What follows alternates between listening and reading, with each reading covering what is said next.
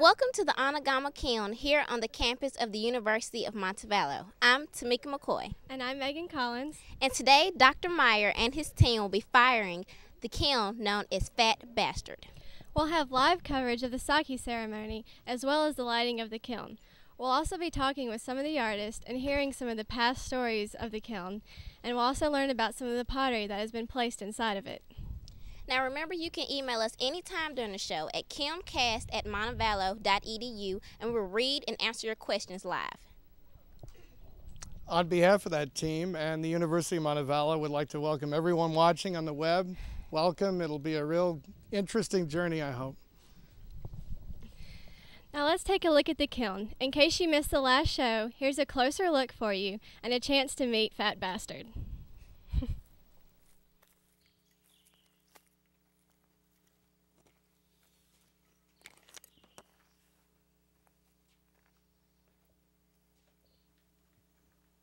Okay, what I thought we'd do is talk about the different parts of the kiln, and where I'm standing now is the main firebox. This is the door, so it's counterweighted with a sophisticated operation that you see here. Luckily that cinder block weighs about as much as the door. Inside there's an area without work in it that's about 3 feet long and about 2.5 feet wide. To make sure that the work doesn't get hit directly with the oncoming logs. An enormous mound of coals is here, so the coals might be as high as 3 feet, and this kind of pile of spent fuel, and we could be throwing as many as something like 20 of these at a time, and then turn around in 2 minutes and do it again. Okay, I'm standing here at the side door of the kiln. Some of the kilns that have been built don't have them, and so you can imagine belly flopping in there to load the pieces in, and only having one place to do that, where we were before at the entrance to the firebox. Here we can have 2 loading sites, which is great because you have a lot of people. What could be a chaotic time as people are arriving with work, and people are inside, students are in there helping me, and so if we have ultimately 2 spots where those things can be happening, it increases our speed. There are 8 of the side stoke ports that go up both sides of the kiln, and so our loading involves loading pieces in and shelving in between relative to the size of the pieces. In the areas in between the side stoke ports. Right where we are now technically ends the chamber of the kiln, so the pieces tend to not be loaded from here on out, but back here the ash is so fine because you have to figure it's made it 23 feet from the firebox to the very back, so it has to be light in order to be able to make the trip all the way back here and be carried on that force of the flame. So the ash that settles on the pieces back here is not nearly as clunky as it is in the front. And so we put, pieces with detailed surfaces, pieces where we want the flame marks to be predominant over ash drip and things like that, and we put them back here.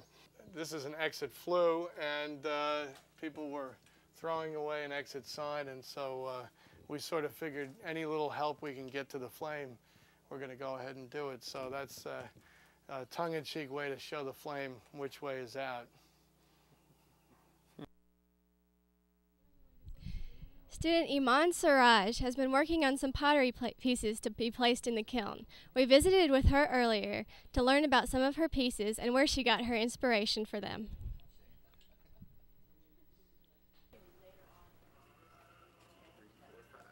Well, my name is Iman Siraj. Originally, I'm from Nebraska, but my parents, we moved down back to Montgomery when I was a little bit older. I graduated recently from Alabama State. and my teacher was Dr. Greenman. I was really inspired by nature because I did the Anagama firing in February, and all the wood just really inspired me, and so I started doing a lot more pieces that had to do with trees.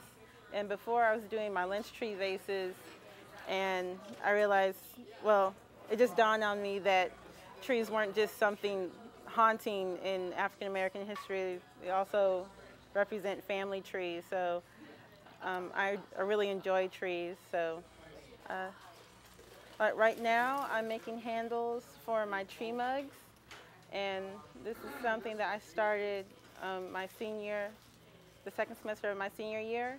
Why do you like Anagama kiln firing?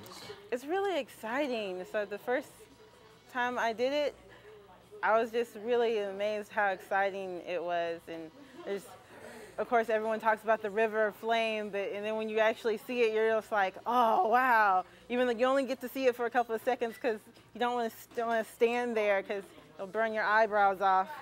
But it's really amazing to be part of it, and it's like it keeps you on your toes. Being around all these different artists is absolutely amazing for me because I pull from people when I'm around them, and I'm just here to learn all I can.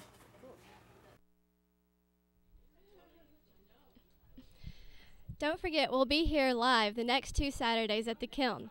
This Saturday, we'll watch as the kiln is full blast, and next Saturday, we'll watch as the pieces are taken out of it. Also, if you have any questions, be sure to email them to kilncast@montevallo.edu. Now over to Tamika. Thank you, Megan. Thank you. Now I'm here with Dr. Scott Meyer. Dr. Meyer, how do you feel about the Kilncast community?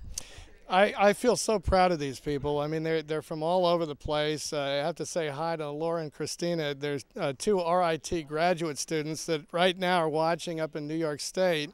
By the end of the week, they'll be here. Their pieces are loaded in the kiln. So that's kind of an example of the extended community. We have a lot of people involved. Hear them, and they're champing at the bit to light it. It's been a long haul just loading it, and so I'm really proud of how our students did, and students from 6 universities are involved in this. Okay, thank you. We'll be right back after this break.